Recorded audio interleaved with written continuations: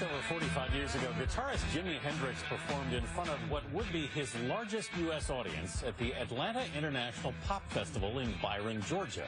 Nearly 500,000 people turned out to see one of the late musician's last performances. He died just 10 weeks later in London at age 27. This performance would be lost to history, but a young director had the foresight to film the festival. The footage was recently found and is part of a new Showtime documentary called Jimi Hendrix, Electric Church. Here's a peek. Jimi Hendrix! The cheers, the claps, the noise that they made was incredible, and it kind of gave us an edge.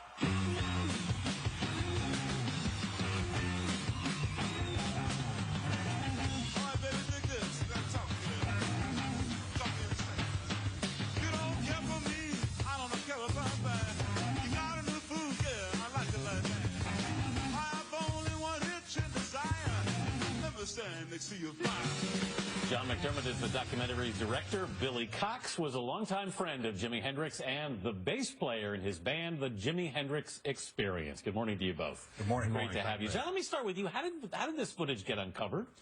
Well, it was a project that the Hendrix family had wanted to do for quite a long time, and we were aware that Steve Rash, the director, back in 1970 had filmed all of this incredible material.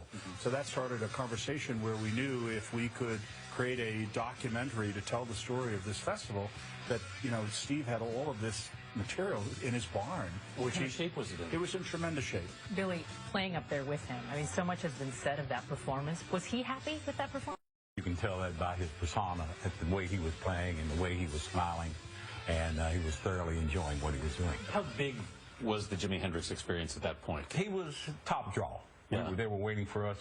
We were the last one to go on to Woodstock. We were the last one to go on at the Atlanta Pop. So he was pretty popular. Right. John, I would think the director, whoever shot this, would have known this was gold. So why did they wait so long to release it? Well, it wasn't an issue of waiting. I think you know, in many ways, the Atlanta Pop Festival, because of the popularity of the Woodstock movie, that informed American youth culture that this is going to be an event you got to be a part of.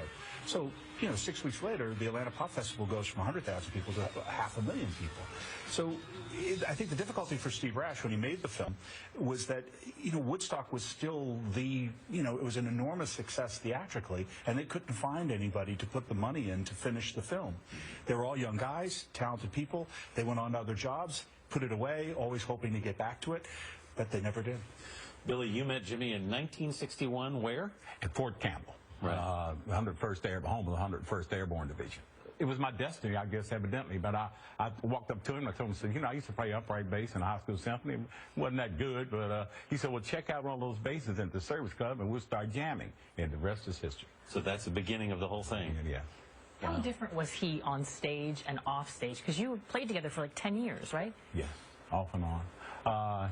A transition took over him when he was on stage, and he was a mild, laid-back, conservative guy off stage, but he was very unique on stage. He had this star power and this creativity whenever he played. It was as though the guitar gave him a different persona. He became a different individual, almost like Clark Kent and Superman. John, what were you hoping to do with this film in terms of this performance? Well, I think for us the important thing was to present. That's the centerpiece of the film. But there's really a tremendous story when you think about what's going on in America in 1970. You know, there was a draft in 1970, a civil rights unrest. You know, for a lot of folks, this was their opportunity, seeing the Woodstock film, saying, God, this is young people like me experiencing something amazing. I want to be a part of it. Because the film has never come out, people don't realize how big it was and the impact that it had for young people at that time. I would imagine for you too, Billy, there must have been a flood of emotions, because that was probably was that one of the last times you ended up seeing Jimi Hendrix? That was one of the last time. Yeah. We were supposed to go to the studio Friday. On that Monday he called, and he passed a couple days later. Billy, what did you think when you heard the news way back? Totally devastated. Yeah. Totally devastated. And when you see this film now? It brings back a lot of memories. I really enjoy it, and I knew that he is relevant in the 21st century as he was in the 20th century, because he wrote in the now, and that lasts forever. All the greats write in the now.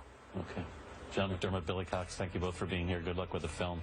Jimi Hendrix, Electric Church premieres Friday on Showtime, a division of CBS. The live album, Freedom Atlanta Pop Festival, is available now. Up next, he started on the road to becoming an award-winning